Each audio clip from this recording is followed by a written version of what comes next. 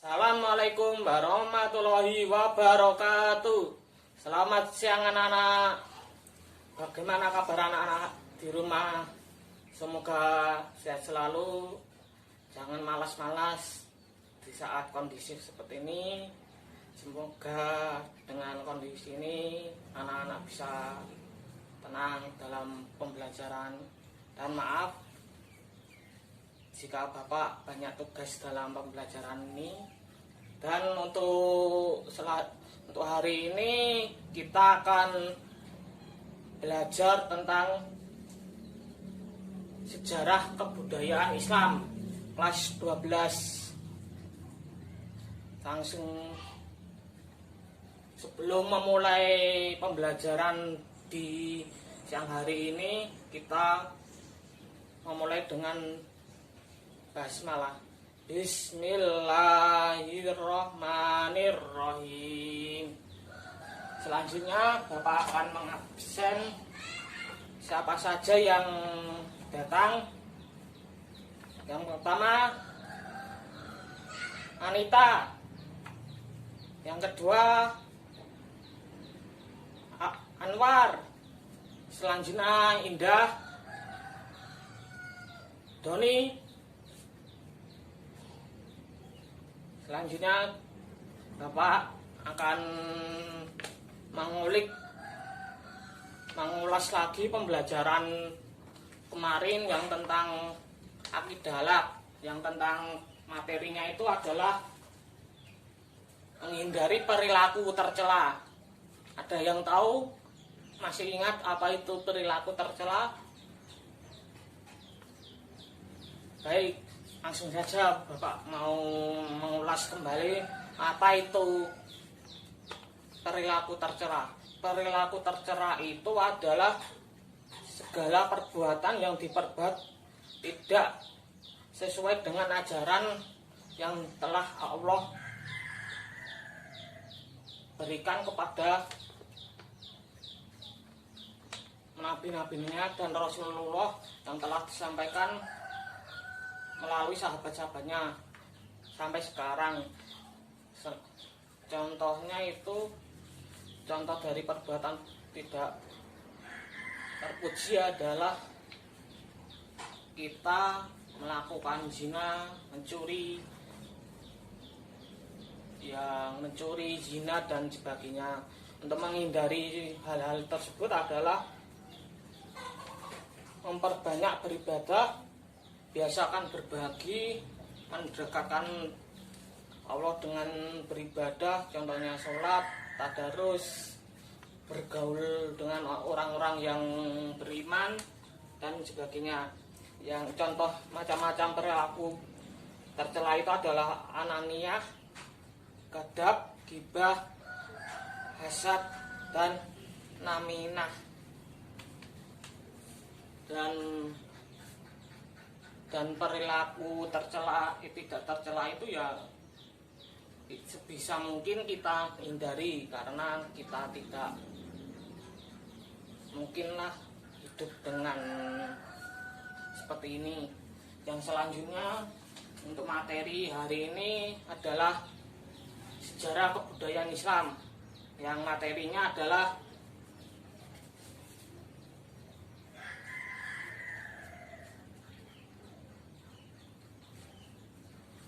sejarah masuknya Islam di Indonesia.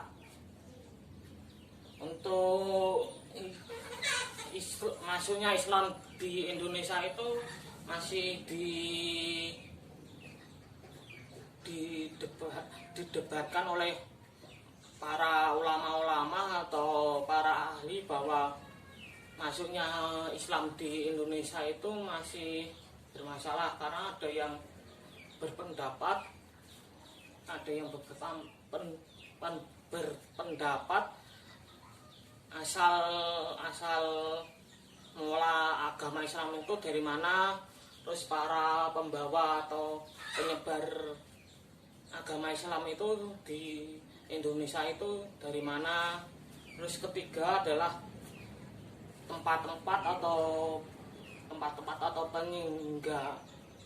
peninggalan atau tempat awal mulanya agama Islam itu di Indonesia itu masih didebatkan oleh para ahli atau para ulama. Banyak teori tentang sejarah masuknya Islam di Indonesia itu, antara lain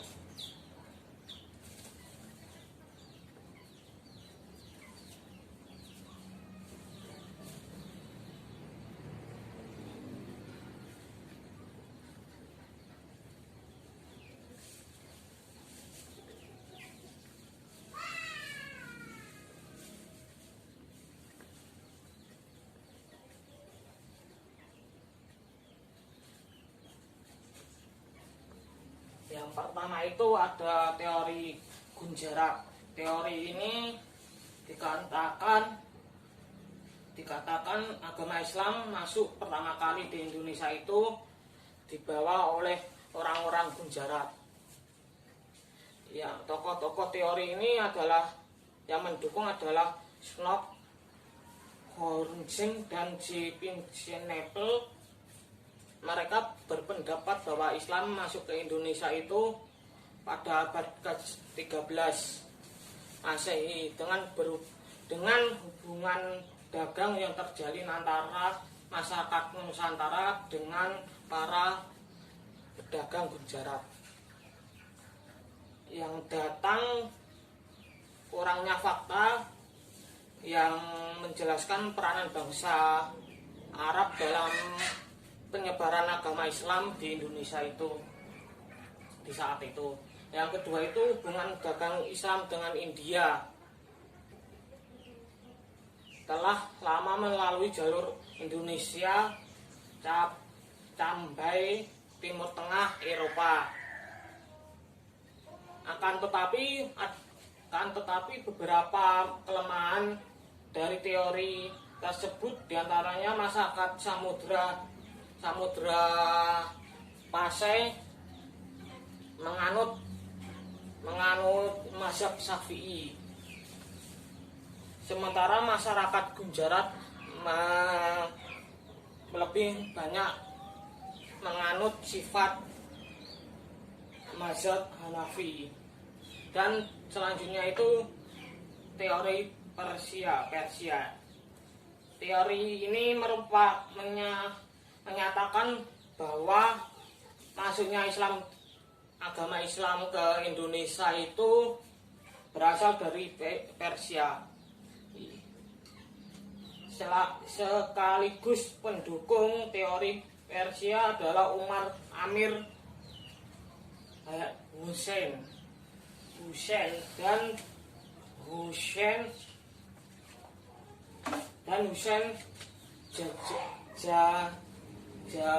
Jadiningrat. Mereka mengatakan bahwa agama Islam masuk pertama kali di Indonesia pada abad ke-7 adalah agama yang dibawa oleh kaum Syiah Persia. Terdapat beberapa bukti yang mendukung teori ini adalah budaya Islam Persia dan Nusantara, seperti adanya peringatan Asyura, peringatan Tabut maksudnya, dan kesamaan ajaran Sufi. Yang selanjutnya itu teori Arab atau teori Mekah. Teori ini berawal dibawa oleh orang-orang Mekah yang sempat menyebarkan agama Islam di seluruh dunia. Teori ini didukung oleh tokoh yang bernama Van Leeuwen, Anthony Jones, Dewi Anot, dan Buya Hamka. Selanjutnya adalah selanjutnya itu terdapat bukti yang mendukung teori ini adalah pada abad ke-7 Masehi di pantai timur Samudra maksudnya di pantai timur Sumatera memang telah terdapat perkampungan Arab yang khas di dinasti Umayyah atau Arab maksudnya. Yang kedua itu mazhab yang populer di kala itu khususnya di Sumatera Pasai adalah mazhab Syafi'i yang juga populer di Arab. Yang selanjutnya itu hal-hal yang mendukung adalah adanya penggunaan gelar Al-Malik pada raja-raja Sumatera Pasai yang hanya lazim ditemui oleh budaya Islam di Mesir. Selanjutnya itu adalah teori Cina. Teori Cina ini adalah teori yang baru-baru berkembang pada saat masuknya Islam di Indonesia. Fakta yang terdapat pada teori Cina ini adalah adanya perpindahan agama orang-orang Islam Cina ke Asia Tenggara dari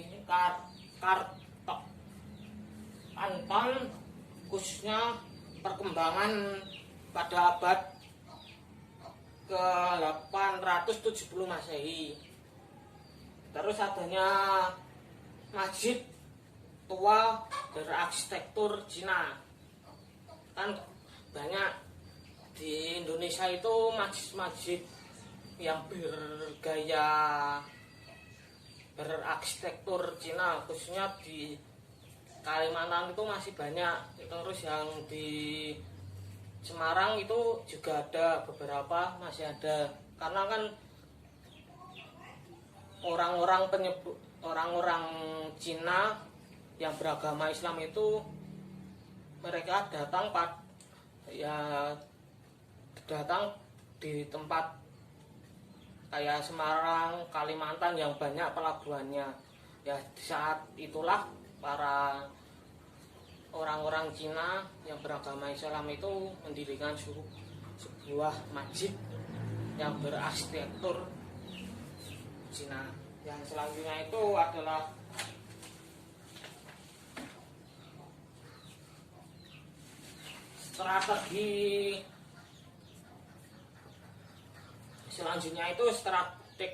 strategi dakwah Islam di Indonesia itu adalah dakwah secara sembunyi-sembunyi.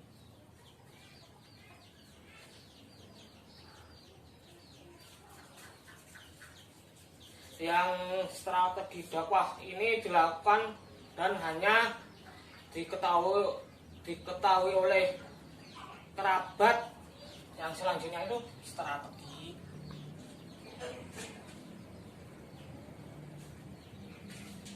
selanjutnya strategi dakwah Islam di Indonesia itu ada beberapa. Yang pertama itu secara sembunyi-sembunyi. Strategi dakwah ini hanya diketahui oleh saudara-saudara atau kerabat terdekat seperti sahabatnya, temannya, para pengikutnya,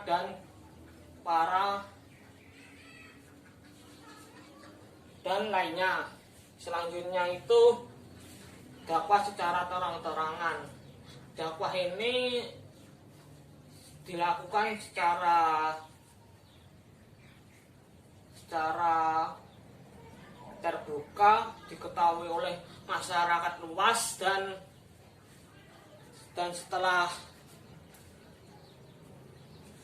setelah mulai banyak pengikut, akhirnya dakwah ini dilakukan pada masyarakat yang luas. Nah, pada perkembangan Islam tertentu faktor yang mempengaruhinya ada beberapa, melalui perdagangan. Yang selanjutnya itu ada perkembangan Islam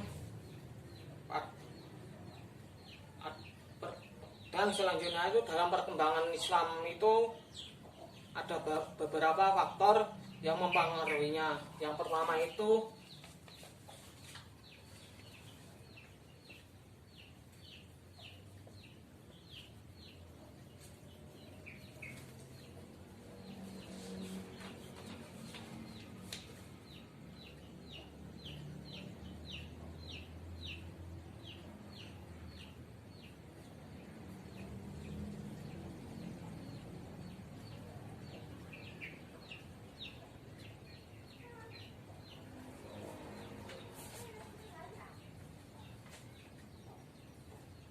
yang pertama itu melalui proses perdagangan.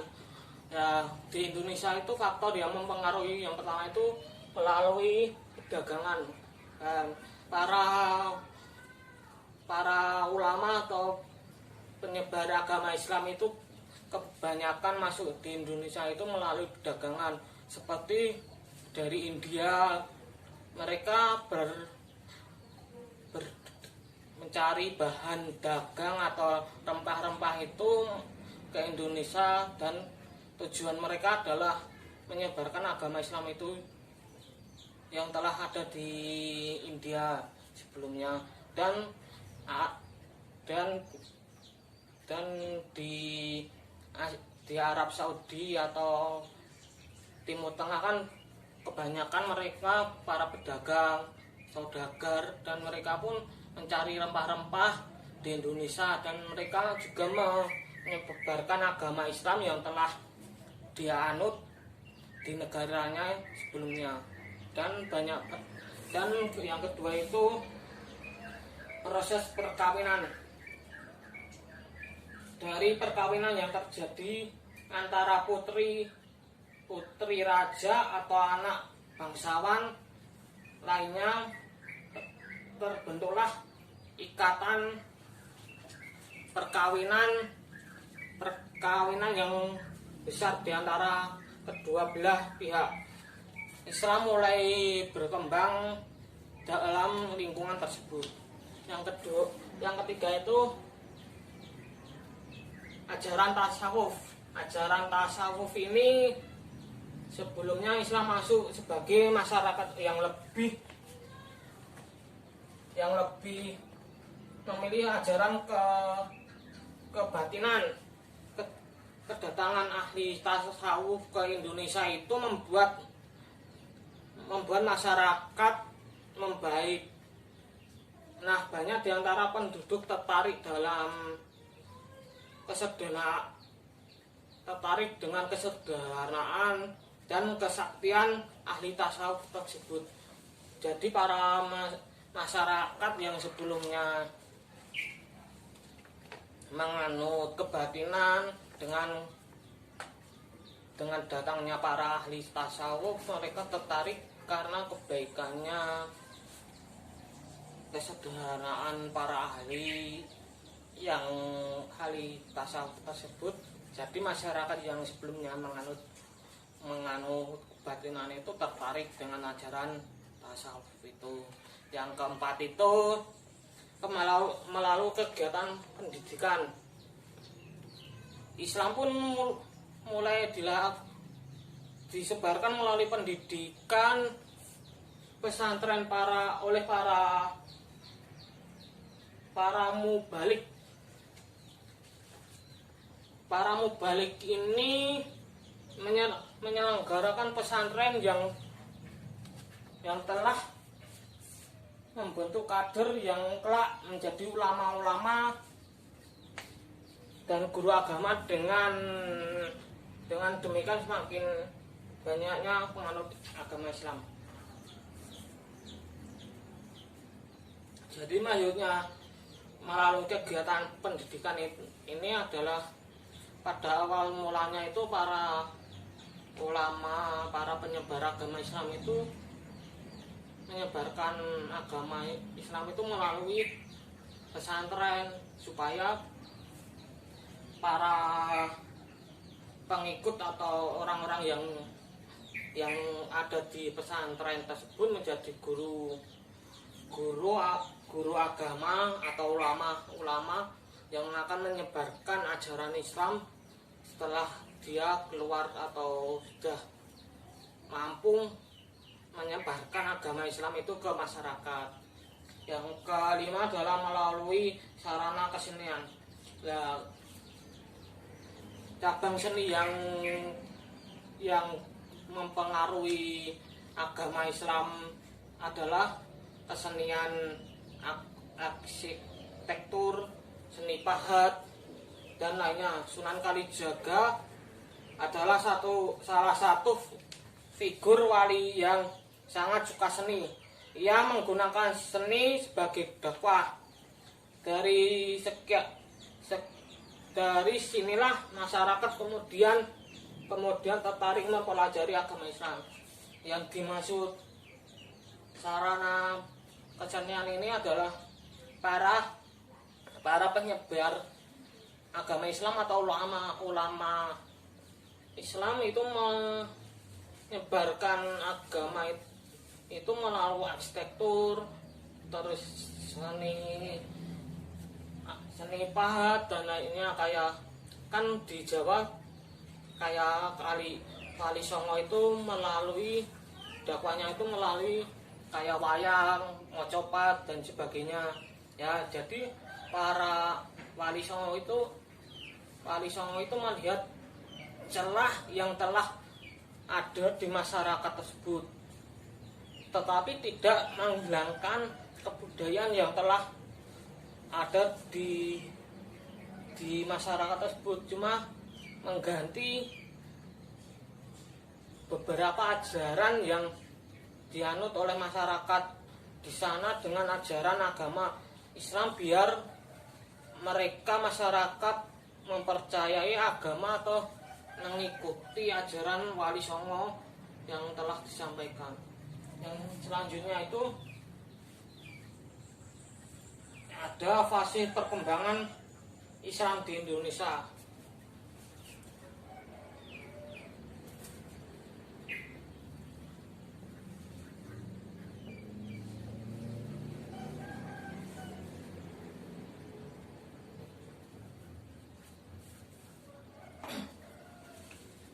Yang pertama itu dalam fase perkembangan Islam di Indonesia, yang pertama itu adalah masa kesultanan.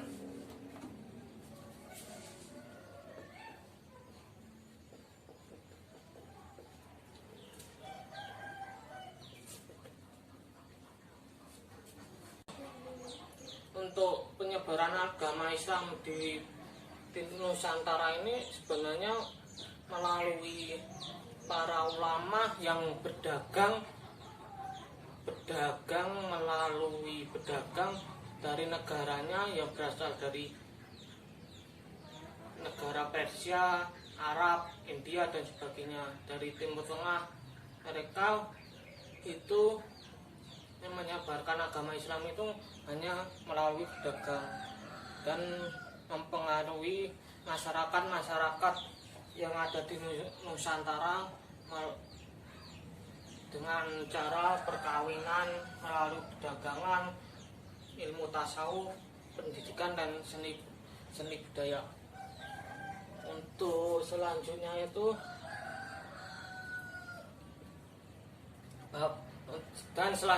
Bapak akan memberi tugas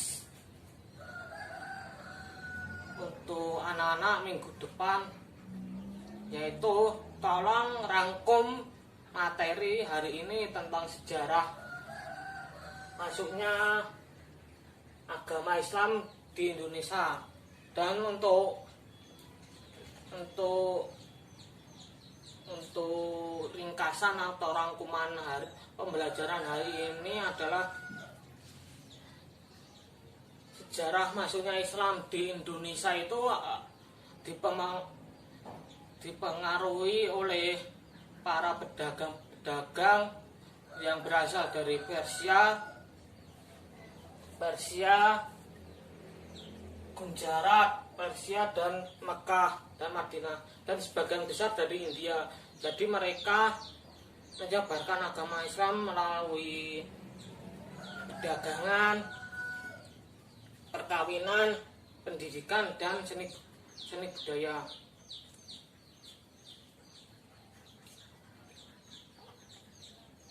Dan untuk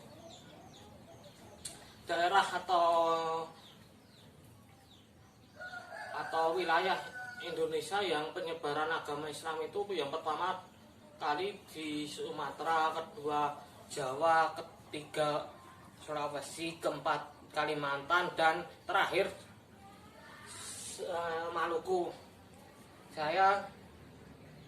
Bapak akan mengulik merangkum salah satu dari pulau tersebut, yaitu Pulau Jawa. Untuk Pulau Jawa itu para pedagang itu melakukan pertama kali di Kerajaan Majapahit dan diteruskan oleh para ulama-ulama lainnya seperti Wali Songo. Dan untuk sejarahnya ini, untuk sejarah masuknya Islam di Indonesia ini masih simpang siur jadi permasalahan oleh ulama-ulama di Indonesia, di dunia bahkan. Jadi sejarah masuknya Islam di Indonesia ini masih belum ada titik terangnya sampai saat ini. Mungkin dari Bapak sekian dulu. Terima kasih, semoga ilmu hari ini yang Bapak berikan bisa bermanfaat bagi anak-anak. Dan jaga kesehatan, jangan banyak main, banyak belajar di rumah, jangan malas-malasan, dan tetap semangat. Assalamualaikum warahmatullahi wabarakatuh.